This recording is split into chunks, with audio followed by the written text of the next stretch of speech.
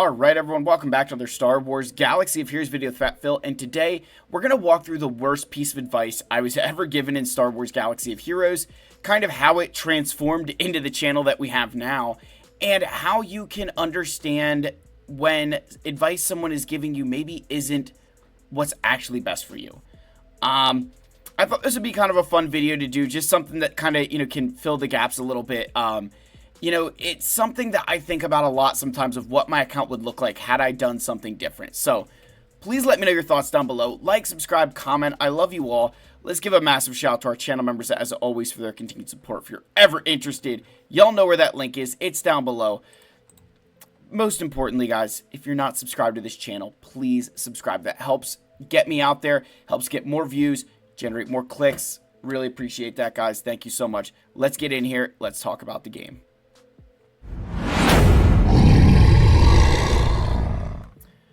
Alright, so let's take a little, trip down memory lane.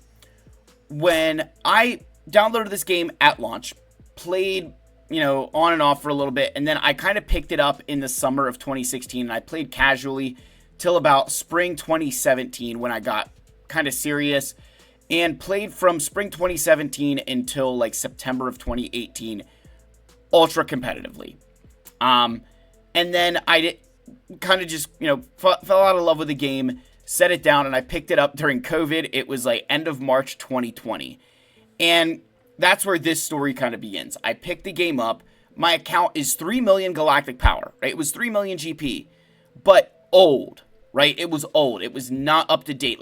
At this point in time, Rey has been released, Supreme Leader Kylo Ren, Gas, Malik, Negotiator, Malevolence, the Revens, all of that stuff, right? My arena team was a 5-star Traya, with Scion and Nihilus and a Sith Empire Trooper and Grand Admiral Thrawn. It was a disaster, right? I had no relics. It was a mess. So, that is the account that I was dealing with, right? And so I asked my guild leader that I had joined. It was a friend of mine. He was in this guild. He's like, Phil, you should join. You'll get in. It was 100 million power guild. And for perspective, I was in a 150 million power guild when I had left. My guild I was in was 100, I forget it was 150 or 170 million, but it was a lot. It was a very large guild. And, you may wonder, well, Phil, that's a really low guild to join. Well, let me just show you guys again. I've used this graphic before. This is my guild math graphic. That what you do with your, to figure out the kind of guild you can join is you take your galactic power, and you can kind of say, all right, on average, I should be in a guild that's at this level. Here's your maximum. Here's the minimum, right? And it's a million GP above or below, really depending on where your account is and what you want to do. When I joined that guild, I was not a 3 million account. I needed to act like a 2 million GP account. I was not in a position where I looked like a normal 3 million account in SWGOH. So by joining a lower level guild, I got to do some things that otherwise I wouldn't have been able to do. Now, I'm in a higher guild because I feel I can contribute at the level of a 12.5 million GP player. So again, just trying to show this real quick to paint the picture that the guild I joined, while it was lower GP, more matched what my account could realistically do in the game at that point. And so I asked my guild leader, hey, what should I be farming right now? And the answer he gave me was, Phil, you know what? You should farm geonosians. You should farm geonosians. We need you to get geonosians. And, because we need to get watt shards.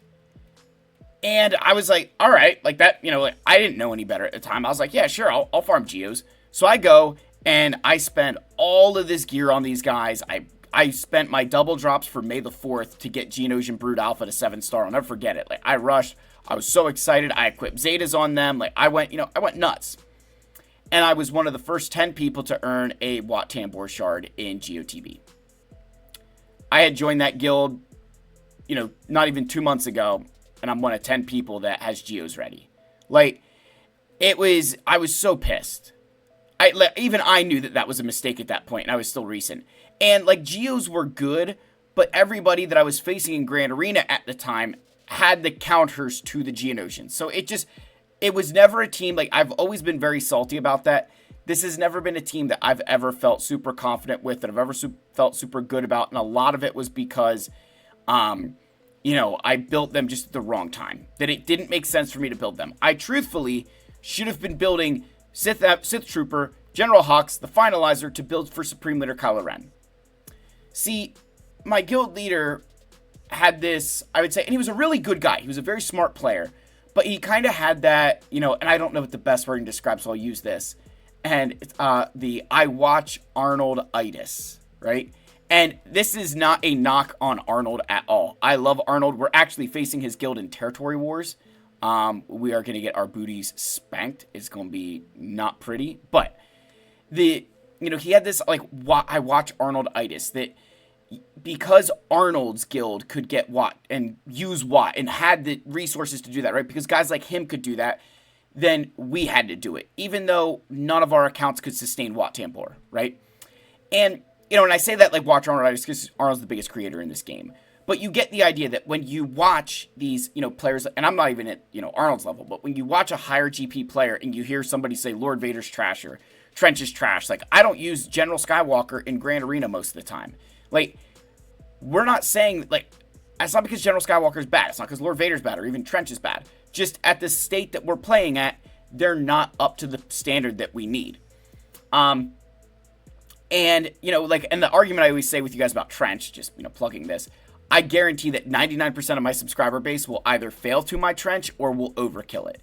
Like, most of you who say Trench on the bench probably can't clear my Admiral Trench team simply because I'm at 12 million GP player. I've got good mods on him, but you get the idea, right?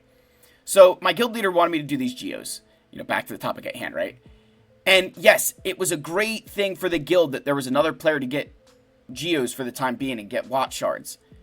But it didn't help me. It set me back. It was resources that I could have put into farming a Galactic Legend that would have helped our guild way more. I want to show you guys another picture here that I had. I went back through my Discord and I found this. That is an ancient picture of SWGOH there. But that was my first order when I was 3 million, 3.1 million GP. When I say I had to farm Hux and Sith Trooper, that's what I had to do. Now, we would have had to farm some Bounty Hunter ships and, get Finalizer. But again, that wasn't a tall order for me at that time. Like, I was farming shards left, right, front, and center. That was not an issue for me to do, right? I had spent years where I was playing this game and all I had to do was farm shards. So I was in a really good place to get Kylo at this point. Like, it doesn't look like a lot, but you think many of you started with a lot less than this to go for Kylo straight out. So had I instead invested that gear from Geos into my first order, I would have been way better off. I could have invested the Zetas there and everything else, and I would have been a much better functioning member of that guild.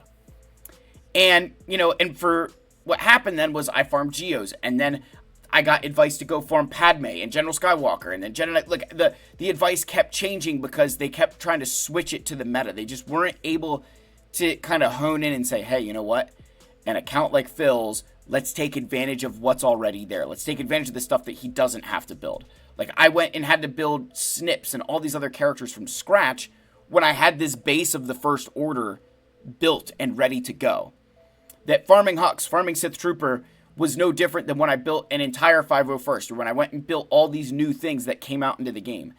So, I'm obviously very salty about it, but, this was a huge problem, right? And that kind of sparked my, hey, I need to stop people from falling into the same mistakes that I did. And my guild leader, bless his heart, like, he was a very nice guy. I think he meant well. He just, I think, wasn't really in tune with what I needed, and I think what his guild needed, because he was a little bit blinded. And that's something that we got to keep in mind. If you're in a guild, when you're giving advice, make sure you're being objective, right? As soon as you let something subjective, and that objective meaning I'm looking at your account and your account only. I'm not thinking of what will benefit Mandos or what will benefit Caw Patrol or Green Alliance or, Desert Reapers, that what will actually benefit this account regardless of the guild. And that's how you can best give advice, right? That's objective advice. And so because of the direction I had and everything like that, let me just show you guys when I actually got Supreme Leader Kylo Ren, right? This was my channel update. So again, you guys know you can go back in time. I have channel updates going all the way back to, this is March or May of 2022. I was still working on Supreme Leader Kylo Ren's ult.